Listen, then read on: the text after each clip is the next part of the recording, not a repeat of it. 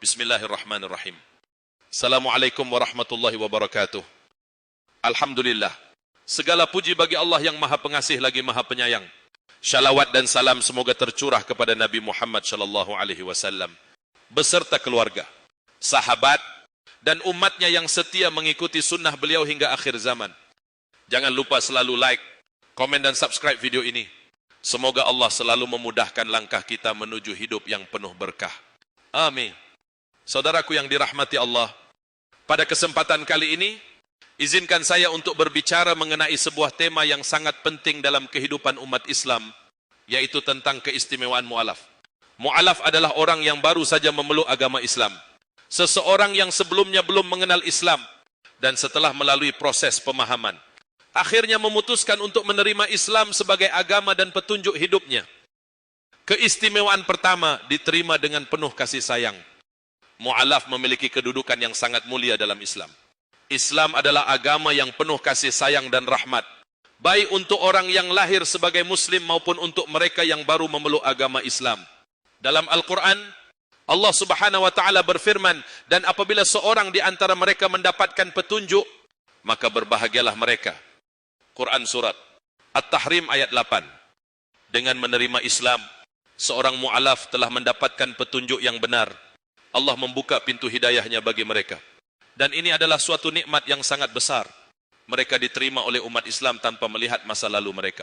Karena Islam mengajarkan kita untuk saling menyayangi dan menyambut dengan tangan terbuka siapapun yang datang dengan niat yang tulus. Keistimewaan kedua, dosanya diampuni.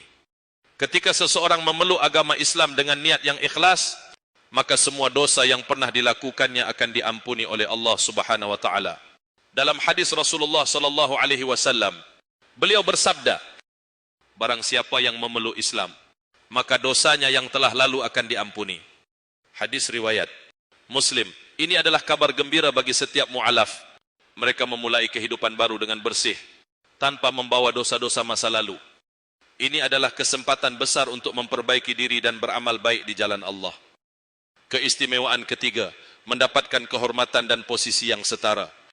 Dalam Islam, tidak ada perbedaan antara seorang Muslim yang lahir sebagai umat Islam dengan seorang mu'alaf.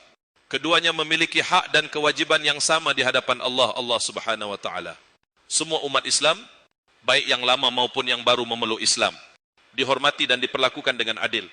Allah Subhanahu wa Ta'ala berfirman, sesungguhnya orang-orang yang beriman, orang-orang yang berhijrah dan berjuang di jalan Allah, mereka itu lebih tinggi derajatnya di sisi Allah.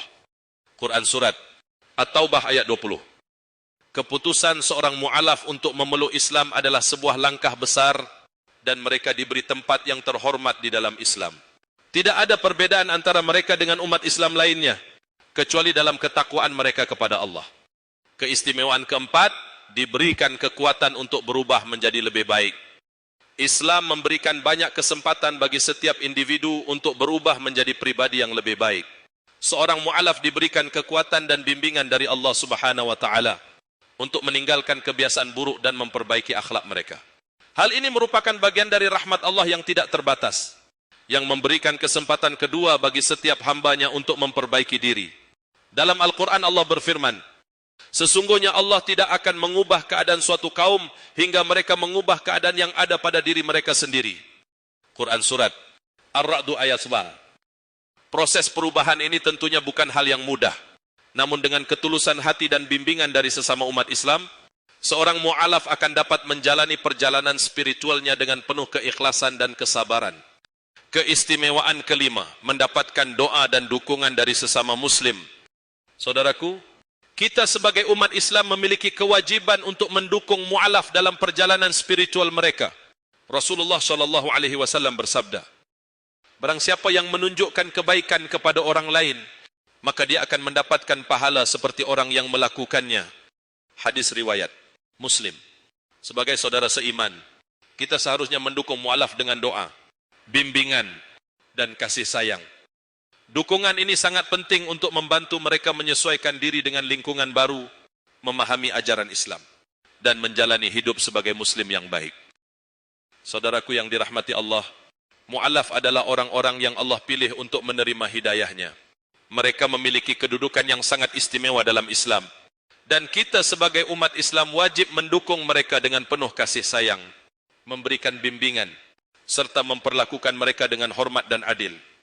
Mari kita sambut mereka dengan hati yang tulus, dan terus berdoa agar Allah memberikan kekuatan bagi mereka untuk tetap istiqamah dalam menjalani agama Islam ini. Semoga ceramah singkat ini bermanfaat bagi kita semua. Semoga Allah senantiasa memberi hidayah kepada kita, menjadikan kita umat yang selalu bersyukur dan beramal saleh, serta menjaga kita dalam agama Islam. Amin.